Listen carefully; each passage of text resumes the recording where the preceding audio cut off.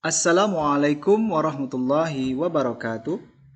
Apa kabar anak-anak semuanya? Semoga senantiasa diberikan Allah kebaikan dan kesehatan ya.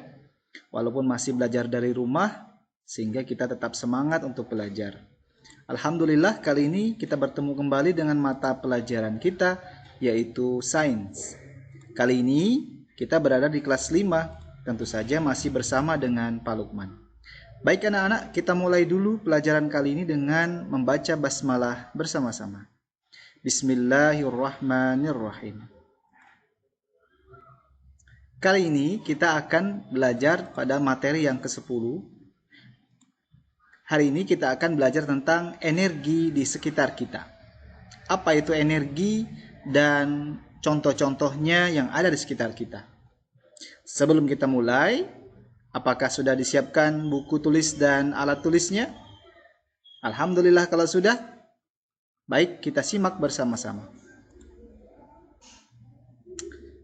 Anak-anak sekalian, siapa yang di rumah suka membantu Umi memasak? Ada yang suka membantu Umi? Ya, biasanya Umi setiap hari memasak makanan di rumah.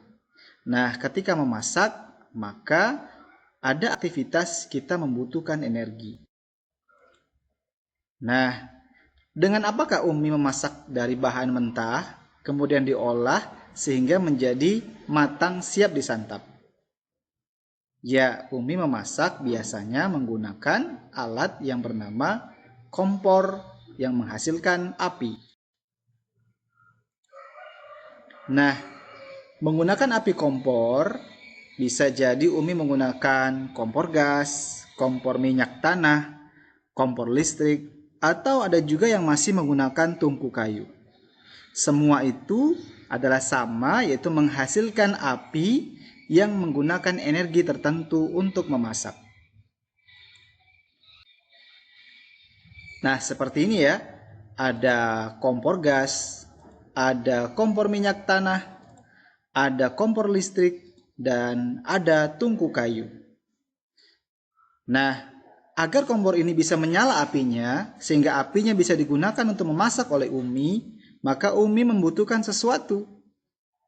Nah, sesuatu itulah yang disebut sebagai sumber energi. Nah, kalau kompor gas, berarti dia membutuhkan gas sebagai energinya. Kompor minyak tanah membutuhkan minyak tanah untuk energinya. Kompor listrik membutuhkan listrik sebagai energinya. Dan juga tungku kayu membutuhkan bahan bakar kayu untuk menyalakan api di kompor tersebut.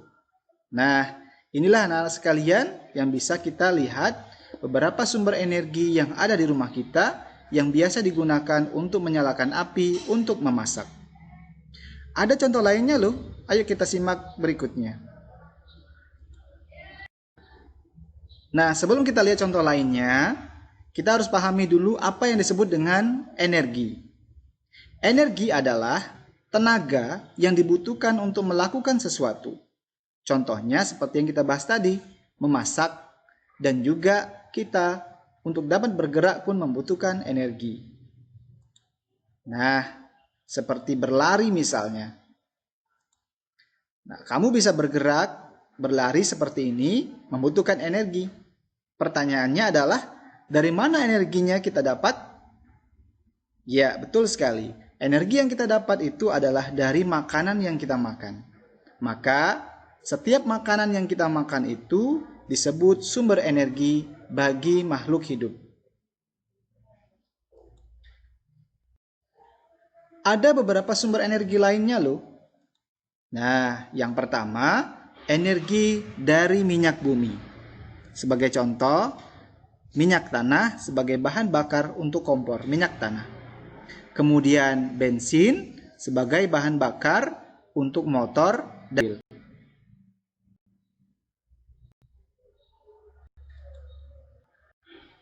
Kemudian yang kedua, ada energi yang bukan berasal dari minyak bumi.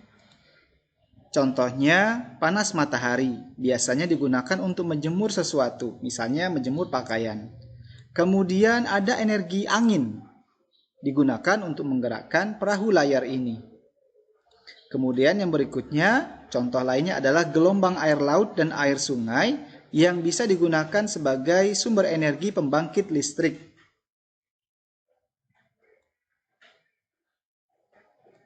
Ada lagi yang lain adalah sumber energi bahan bakar bio, yang merupakan bahan bakar yang berasal dari tumbuhan ataupun hewan. Antara lain dari tumbuhan misalnya minyak kelapa sawit, minyak buah jarak, minyak bunga matahari. Sedangkan dari hewan biasanya disebut dengan biogas, yaitu diproduksi dari kotoran hewan yang diurai dengan bantuan bakteri.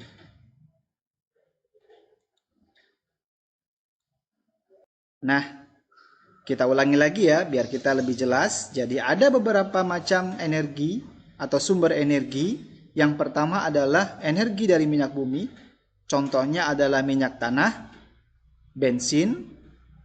Kemudian yang kedua, energi yang bukan berasal dari minyak bumi. Contohnya ada panas matahari, angin, air sungai dan gelombang air laut, serta bahan bakar bio.